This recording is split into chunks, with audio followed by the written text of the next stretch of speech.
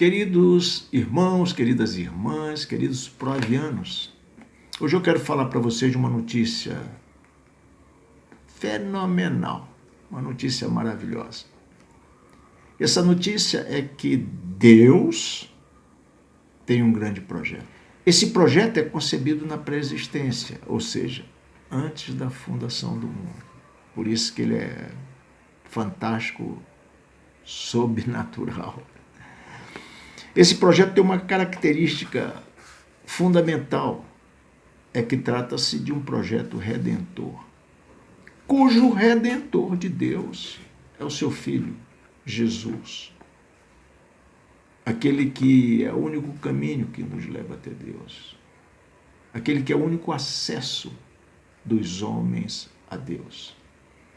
Aquele que, por sua vida, nos qualifica novamente para termos intimidade com Deus. Essa redenção, ela se dá, e somente se dá, através de Jesus, através da morte do Cordeiro, como vai dizer o texto de Apocalipse 13:8. O Cordeiro que foi morto antes da fundação do mundo.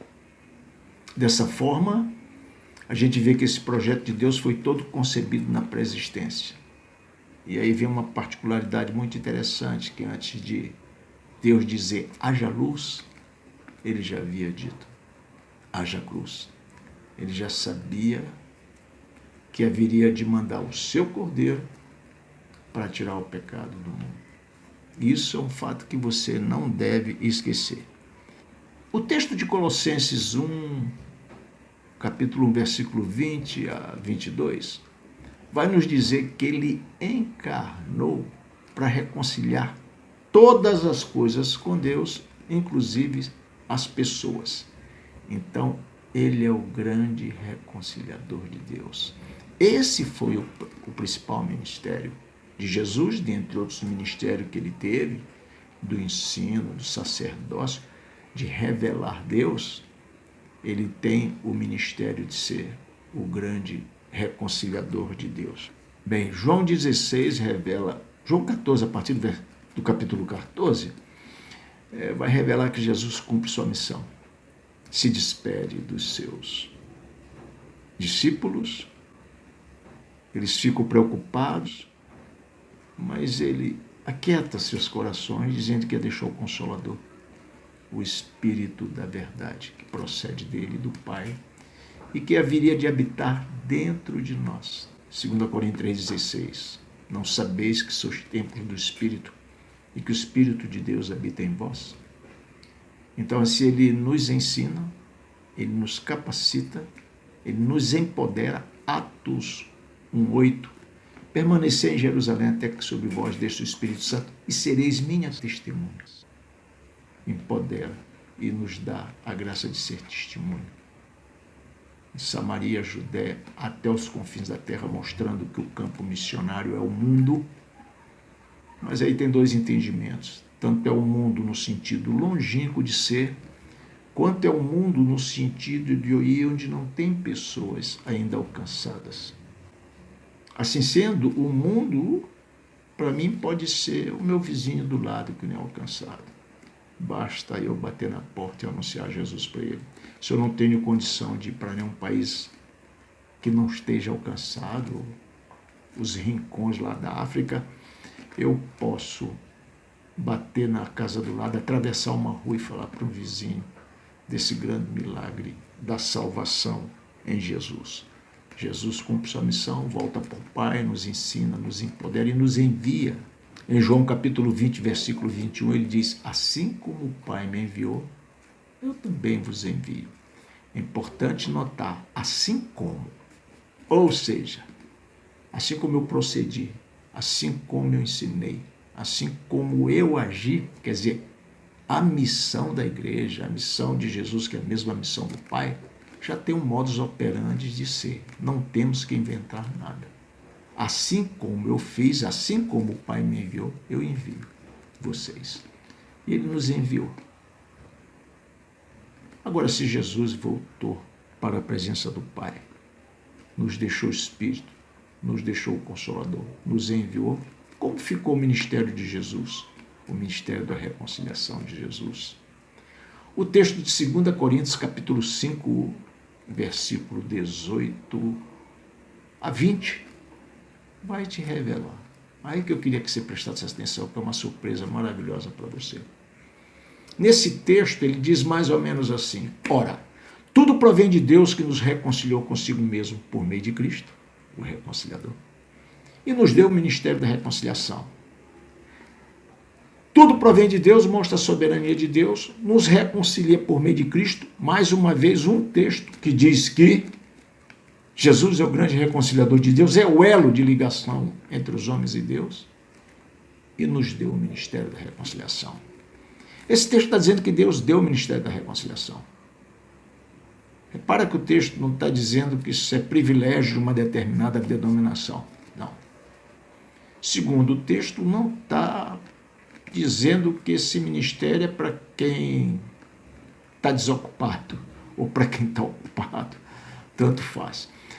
Ele dá o ministério, ele não está preocupado se você já tem ministério, se você está ocupado. Ele deu.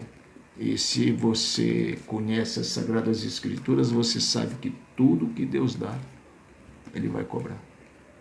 O versículo 19 vai dizer mais ou menos assim: a saber que Deus estava com Cristo. Ora, se Deus envia Cristo, está com Cristo, aí está uma base bíblica para mostrar que Deus vai com seus enviados. Versículo 19, que Deus estava com Cristo, reconciliando consigo o mundo, não imputando aos homens as suas transgressões. Ele não está imputando sobre nós as nossas transgressões. Ele está dizendo: vem do jeito que você está, com todos os teus pecados. Isso é uma peculiaridade de mim. Isso é o que eu gosto de resolver, pecado da humanidade. Eu lembro que Hebreus, capítulo 8, versículo 12, vai dizer assim: com tuas iniquidades usarei de misericórdia, e dos teus pecados jamais me lembrarei. E esse texto está ratificando isso. Ou seja, ele está aqui inaugurando o advento da graça para os pecadores, vindo do jeito que estão. A saber que Deus estava com Cristo, reconciliando consigo o mundo, não imputando aos homens as suas transgressões, e nos confiou a palavra da reconciliação. Repara que Deus confia a cada batizado, a cada crente, cada um que professou o mistério, que professou Jesus como seu Salvador, ele confia o ministério da reconciliação. Então, preste atenção no resumo da história. Na pré-existência, Deus concebe um projeto. Esse projeto, ele quer ter uma família de filhos, com pessoas, com representantes de toda a raça, língua, povo, nação. É um texto que está lá em Apocalipse 5, 9. Esse reconciliador é Jesus. Ele decide que Jesus haveria de ser sacrificado ainda na pré-existência para a salvação da humanidade. Jesus encarna na figura humana. Jesus interage com os homens, ensina, capacita, envia e volta para o Pai. E o Pai nos dá o ministério que era do Senhor Jesus, o ministério da reconciliação. Nós somos agora os reconciliadores de Cristo. O versículo 20 vai dizer que nós somos embaixadores do reino de Deus. E toda vez que exortarmos, que pregarmos, que proclamarmos, através do Espírito Santo que está em nós, ele falará por nosso intermédio. Deus falará por nosso intermédio. Deus só precisa da nossa boca, das nossas pernas, dos nossos braços para ir pregar o Evangelho da salvação. Assim sendo, cada crente é indesculpável. Não há desculpa. Porque somos salvos, qualquer catecismo vai dizer isso, para manifestar a glória de Deus. Tanto a teologia paulina quanto a teologia apresentada por Pedro vai dizer que a forma de manifestar, de glorificar a Deus, é proclamando a salvação naquele que nos tirou das trevas para a sua maravilhosa luz. empoderados, instruídos, capacitados, recebemos o Espírito. Cada vez que abrir a boca, o Espírito falará por meu intermédio. Receba o ministério que era de Jesus para dar continuidade ao projeto de Jesus. Cabe a nós dar continuidade à obra de Jesus que está inconclusa na terra. E o versículo 20 vai dizer que somos representantes de Deus. A pergunta que não quer calar: que representante de Deus você tem sido? Como você tem recebido essa notícia? Ou como você tem se envolvido com o ministério da reconciliação que foi te dado por Deus? Imagina se você não tem cumprido o ministério da reconciliação. 3 coisas vão acontecer. Primeiro, que você está em pecado porque você está desobedecendo a uma ordem clara, expressa do Deus Pai Todo-Poderoso. Segundo, que não cumprindo o ministério da reconciliação, você está banalizando a morte de Jesus na cruz. E terceiro, eu queria te dizer que se você não tem cumprido o ministério da reconciliação, que você não se preocupa em proclamar o Evangelho, em ganhar alguém para Jesus, ao menos uma alma por ano. Além de viver em pecado, você está banalizando, negligenciando a natureza reconciliadora de Deus. Porque quando Adão peca, qual é a atitude de Deus? Vai atrás de Adão. Deus vai atrás do pecador. Deus veio atrás de você. Deus te reconciliou com Ele mesmo por meio de Cristo. Deus te deu o ministério para você dar continuidade à obra de Jesus aqui na terra que está inconclusa. E o que você tem feito com isso? Bem, você pode responder. Só você pode responder. Eu não posso responder por você. Mas o PROAVE, que é um projeto que nós desenvolvemos aí há 23 anos no Nordeste do Brasil, principalmente no Piauí e Maranhão, está esse ano, através do Tiago Viana, nosso querido velho, e a tia Edna, fazendo mais uma viagem missionária. E eu te peço que você não perca essa oportunidade.